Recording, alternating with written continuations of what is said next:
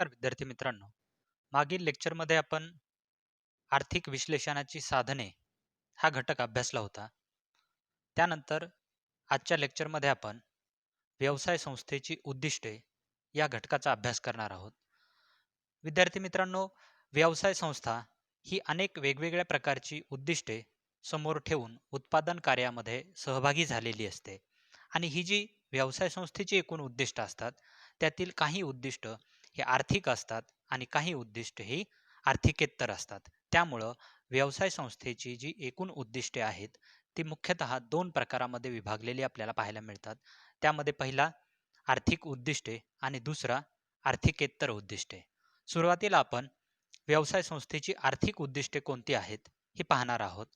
मग व्यवसाय संस्थेच्या आर्थिक उद्दिष्टामध्ये पहिलं आणि फार महत्त्वाचं उद्दिष्ट म्हणून नफा महत्तमीकरणाकडे पाहिलं जातं.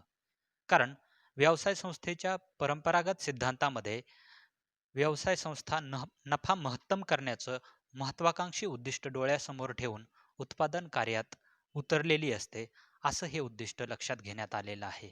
आणि मग हे नफा महत्तम करण्यासाठी व्यवसाय संस्थेला जे काही प्रयत्न करावे लागतात, त्या दृष्टिकोनातून व्यवसाय संस्था आपली दिशा ठरवत असते. आता यामध्ये नफा जो महत्तम करायचा आहे, तर तो शुद्ध नफा असा लक्षात घेतलेला आहे. आता शुद्ध नफा म्हणजे कोणता? तर नफा निर्माण केव्हा होतो? ज्यावेळेस उत्पादनासाठी येणारा सर्व खर्च हा एकूण प्राप्तीमधून वजा केला असता आपल्याला शिल्लक राहिलेली जी रक्कम आहे त्याला आपण नफा म्हणतो. मग तो सर्व खर्च कोणता असतो? तर उत्पादन कार्यात सहभागी होणारे जे सर्व उत्पादन घटक असतात, त्यांना त्यांचे मोबदले दिल्यानंतर जी शिल्लक राहते ती नफा असते. मग उत्पादन घटकांना जर जमीन असेल तर तिला खंड दिला जाईल. श्रमिक असतील तर त्यांना वेतन दिलं जाईल. जर भांडवल असेल तर त्यावर व्याज दिलं जाईल आणि संयोजकाला त्याचा व्यवस्थापनाचा मोबदला दिला जाईल. म्हणजेच इतर उत्पादन घटकांसह व्यवस्थापकानं स्वतःचं वेतन किंवा मोबदला काढून घेतल्यानंतर जी शिल्लक राहते तो शुद्ध नफा होय. आणि या नफा महत्तमीकरणाच्या सिद्धांतामध्ये हा शुद्ध नफा महत्तम करण्यावर जास्त भर दिला जातो असं सांगितलेलं आहे. म्हणून व्यवसाय संस्था ही नफा महत्तम करण्यासाठी फार महत्वाकांक्षी असते किंवा नफा जास्त करण्यासाठी ती फार काळजीपूर्वक प्रयत्न करत असते असं आपल्याला पाहायला मिळतो. मग नफा महत्तम कधी होतो? तर थिअरॉटिकल ॲस्पेक्ट ज्यावेळेस आपण पाहतो, त्यावेळेस नफा महत्तम होण्यासाठी किंवा करण्यासाठी 2 अटींचं पूर्तता होणं गरजेचं असतं. त्यातली पहिली अट आहे, की व्यवसाय संस्थेचा जो सीमांत खर्च आहे, हा व्यवसाय संस्थेच्या सीमांत प्राप्तीबरोबर असला पाहिजे. म्हणजे ज्या ठिकाणी सीमांत प्राप्ती आणि सीमांत खर्च हे दोन्ही समान होतात, एकसारखे होतात, त्या ठिकाणी नफा महत्तम होतो. ही एक अट आहे आणि दुसरी एक अट आहे त्याबरोबरच, की सीमांत खर्च वक्रानं सीमांत प्राप्ती वक्राला खालच्या बाजूनं छेदून वर जाणारं असलं पाहिजे. म्हणजे या दोन्हीही अटी ज्या ठिकाणी पूर्ण होतील, त्या ठिकाणी व्यवसाय संस्थेला मिळणारा नफा हा महत्तम असतो, असं आपल्याला सांगता येतं. त्यानंतर व्यवसाय संस्थेचं दुसरं आर्थिक उद्दिष्ट आहे भागधारकांच्या संपत्तीचं महत्तमीकरण. यालाच व्यवसाय संस्थेचं मूल्य महत्तम करणं असं देखील पर्यायी नाव आपल्याला असल्याचं पाहायला मिळतं. कारण जेव्हा आपण भागधारकांच्या संपत्तीचं महत्तमीकरण विचारात घेतो, तेव्हा त्याचा संबंध हा भागधारकाच्या शेअर्सच्या वर्तमान मूल्याशी असतो आणि भागधारकांना शेअर्समुळं लाभांशाच्या स्वरूपामध्ये व्यवसाय संस्थेला जो काही नफा किंवा उत्पन्न मिळतंय, त्यातला काही भाग हा व्यवसाय संस्थेकडून मिळत असतो. आणि हे जे भागधारकाच्या संपत्तीचं महत्तमीकरण हे उद्दिष्ट आहे, या उद्दिष्टानं नफा महत्तमीकरण या उद्दिष्टामध्ये जी काही उणीव होती, ती देखील कमी करण्याचा प्रयत्न केलेला आहे. कारण नफा महत्तमीकरण या उद्दिष्टानं निर्णय प्रक्रियेमध्ये कालावधी किंवा काळ या घटकाकडे दुर्लक्ष केलं होतं. मात्र भागधारकांच्या संपत्तीचं महत्तमीकरण या उद्दिष्टामध्ये या कालावधीला महत्त्व दिलेलं आहे, असं आपल्याला पाहायला मिळतं. आणि त्याचबरोबर निर्णय प्रक्रियेमधील धोका आणि अनिश्चितता या 2 गोष्टींना देखील या उद्दिष्टामध्ये महत्त्व दिलेलं आपल्याला पाहायला मिळतं. त्यानंतर पुढचं आर्थिक उद्दिष्ट आहे व्यवस्थापन मोबदल्यांचं महत्तमीकरण. या उद्दिष्टाचा संबंध हा व्यवस्थापनाशी असतो, मॅनेजमेंटशी असतो आणि व्यवसाय संस्थेमधील जे व्यवस्थापन आहे, या व्यवस्थापनाला त्या व्यवसाय संस्थेच्या वाढीमध्ये अधिक रस असतो. कारण व्यवसाय संस्थेची जर वाढ झाली किंवा त्याचा जर विस्तार झाला, तर त्या व्यवस्थापकांना मिळणारे जे मोबदले आहेत, त्यामध्ये वाढ होते. आणि म्हणून या व्यवस्थापनाला व्यवसाय संस्थेच्या वाढीमध्ये किंवा वृद्धीमध्ये अधिक रस असल्याचं आपल्याला पाहायला मिळतं. मग या व्यवस्थापनाला कोणते मोबदले मिळतात? तर त्यांना व्यवसाय संस्थेची वाढ जर झाली, तर चलनी आणि बिगर चलनी अशा दोन्ही प्रकारचे लाभ किंवा फायदे मिळत असतात. आता चलनी लाभामध्ये व्यवस्थापकाला मिळणारं वेतन असेल, बोनस असेल, याचा सहभाग होतो आणि बिगर चलनी लाभामध्ये त्या व्यवस्थापनाच्या हाताखालील कर्मचाऱ्यांची संख्या, त्यांची गुणवत्ता त्यामध्ये वाढ होणं, त्याचबरोबर व्यवसाय संस्थेची किंवा कंपनीची मोटार, कंपनीचा फोन, कंपनीचे कर्मचारी अशा सुविधांमध्ये वाढ होणं, हे या व्यवस्थापकांना मोबदल्यांच्या स्वरूपात मिळत असतं. म्हणून व्यवस्थापकाला या व्यवसाय संस्थेच्या वाढीमध्ये अधिक रस असल्याचं आपल्याला पाहायला मिळतं. त्याचबरोबर पुढचं उद्दिष्ट आहे व्यवसाय संस्थेची वृद्धी. रॉबिन मॉरिस या अर्थतज्ञानं या उद्दिष्टाची मांडणी केलेली आहे आणि त्यांच्या मते व्यवसाय संस्थांच्या व्यवस्थापकाचे उद्दिष्ट हे व्यवसाय संस्थेची वृद्धी आणि त्यांच्या नोकरीची सुरक्षितता यामध्ये वाढ करणे हे महत्वाचे उद्दिष्ट असते. कारण त्यामुळं व्यवस्थापकाला नफा महत्तम करणाऱ्या या व्यवसाय संस्थेच्या उद्दिष्टापेक्षा संस्थेचा आकार वाढवण्यामध्ये अधिक इंटरेस्ट किंवा अधिक रस असल्याचं आपल्याला पाहायला मिळतं. कारण मग त्यासाठी व्यवस्थापक काय करतो? नवीन वस्तू बाजारात आणण्याचा प्रयत्न करतो. त्याच्या माध्यमातून बाजारामध्ये आपलं एक वेगळं स्थान निर्माण करण्याचा प्रयत्न करतो आणि त्यातून आपल्या व्यवसाय संस्थेच्या विस्तारावर तो अधिक लक्ष देत असतो. कारण आपली व्यवसाय संस्था इतर मोठ्या व्यवसाय किंवा उद्योगाकडून ताब्यात घेतली जाऊ नये म्हणून व्यवस्थापक व्यवसाय संस्थेच्या वाढीमध्ये अधिक रस घेतात. नफा महत्तम करण्याच्या उद्दिष्टापेक्षा व्यवसाय संस्थेची वाढ करण्यामध्ये त्यांना अधिक रस असतो. कारण त्याच्या माध्यमातून त्यांना नोकरीची सुरक्षितताही मिळते आणि आपली व्यवसाय संस्था ही दीर्घकाळापर्यंत टिकून राहण्याची खात्री देखील त्यामधून त्यांना निर्माण करता येते. त्यानंतर पुढचं उद्दिष्ट आहे विक्री महत्तमीकरण, सेल मॅक्झिमायझेशन. त्यालाच प्राप्ती महत्तमीकरण असं देखील म्हटलं जातं. डब्ल्यू.जे. बाउमोल या अर्थतज्ञानं या उद्दिष्टाची मांडणी केलेली आहे आणि बाउमोल हे अर्थतज्ञ म्हणतात की व्यवसाय संस्थेचं जे नफा महत्तमीकरणाचं उद्दिष्ट आहे, तर त्या नफा महत्तमीकरणाच्या उद्दिष्टापेक्षा आजच्या आधुनिक काळामध्ये विक्री महत्तमीकरण करणं हे फार महत्त्वाचं उद्दिष्ट आहे. कारण विक्री महत्तम केली तर त्याच्या माध्यमातून व्यवसाय संस्थेचं उत्पादन वाढू शकतं आणि व्यवसाय संस्थेचा आकार देखील वाढू शकतो. जर आपण विचार केला, जर नफा महत्तम करायचा असेल, तर व्यवसाय संस्थेला किमतीमध्ये वाढ करावी लागेल आणि किंमत वाढली की त्याचे ग्राहक कमी होत असतात.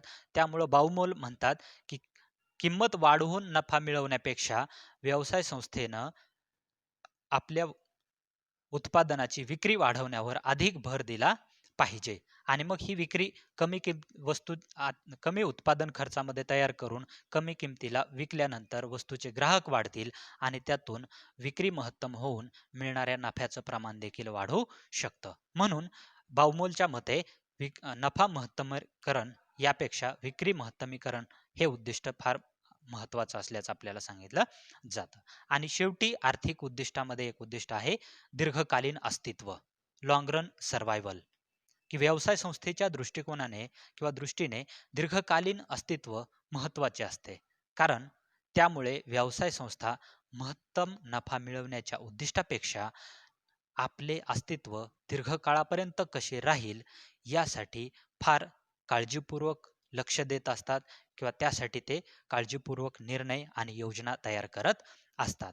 मग जर आपलं अस्तित्व दीर्घकाळापर्यंत टिकवायचं असेल, तर व्यवसाय संस्थेला काय करावं लागतं, की जे व्यवसाय संस्थेसमोरची आव्हानं असतील, धोके असतील, जे अनिश्चितता असतील, त्या एकतर कमी कराव्या लागतील किंवा टाळाव्या लागतील. आता जर टाळता येण्यासारखे धोके नसतील, तर त्याची तीव्रता कमी करणं आवश्यक आहे आणि याच्या माध्यमातून त्यांना आपलं अस्तित्व दीर्घकाळापर्यंत टिकवता येऊ शकतं. त्याबरोबरच व्यवसाय संस्थेला आपलं पारंपरिक उत्पादनाबरोबरच आधुनिक बदलाकडे देखील लक्ष द्यावं लागतं.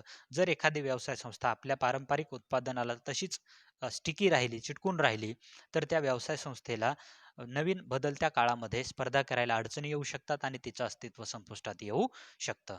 अनेक उदाहरणं आपल्याला डोळ्यासमोर आहेत, की मोठ्या-मोठ्या उद्योगांचं किंवा व्यवसाय संस्थेचं पतन अशा स्वरूपामध्ये झालेलं आहे, की Nokia ही जगप्रसिद्ध कंपनी अ, नवीन बदल करण्यात उशिरा उतरली किंवा सक्षम राहिली नाही त्या काळामध्ये.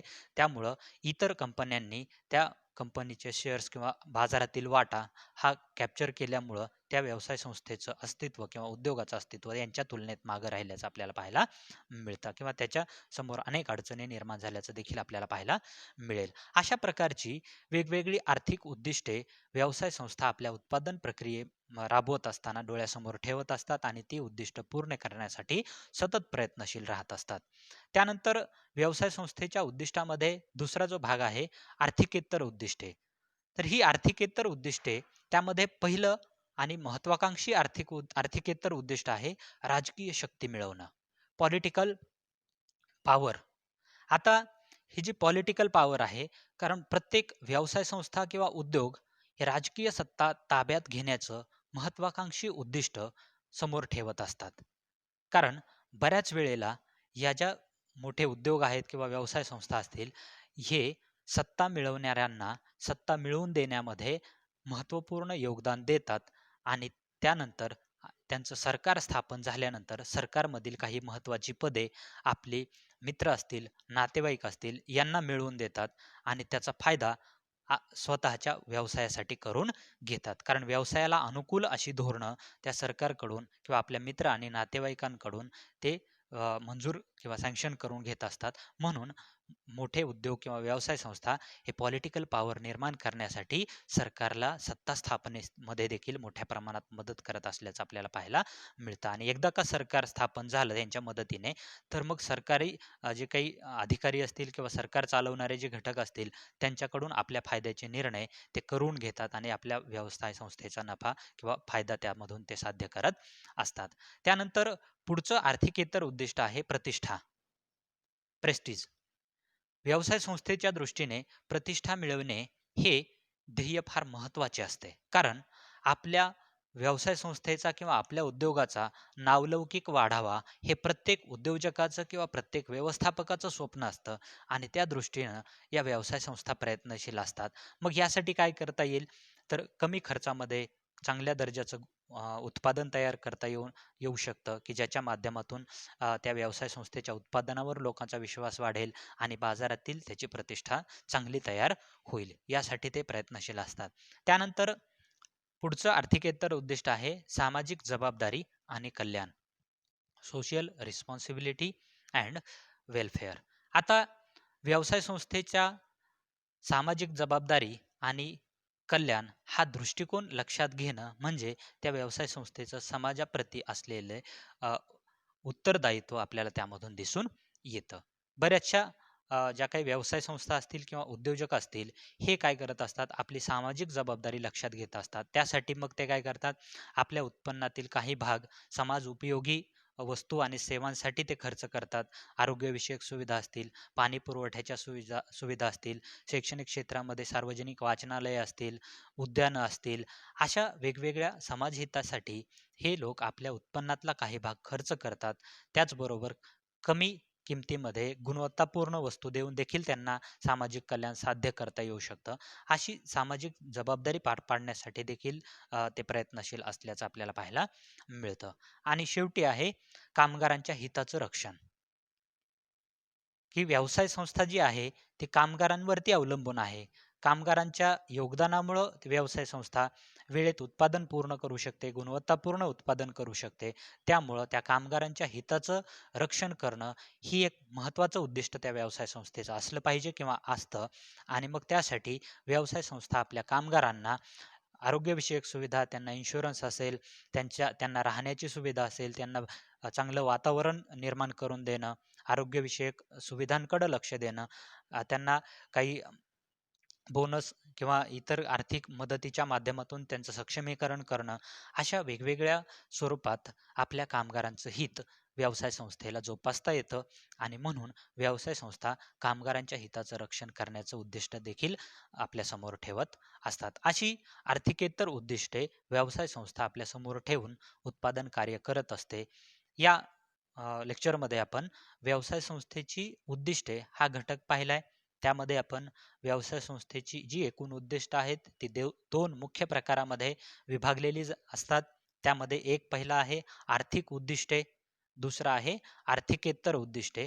अशा दोन्ही प्रकारची उद्दिष्टे व्यवसाय संस्था आपल्या उत्पादन राबवत असताना आपल्यासमोर ठेवत असतात आणि ती पूर्ण करण्यासाठी निर्णय घेत असतात. त्यासाठी ते प्रयत्न करत असल्याचं आपल्याला पाहायला मिळतं.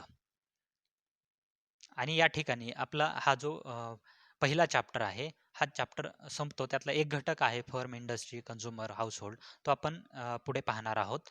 त्यानंतर पुढच्या लेक्चरमध्ये आपण दुसरा चॅप्टर पाहणार आहोत, डिमांड एनालिसिस. धन्यवाद.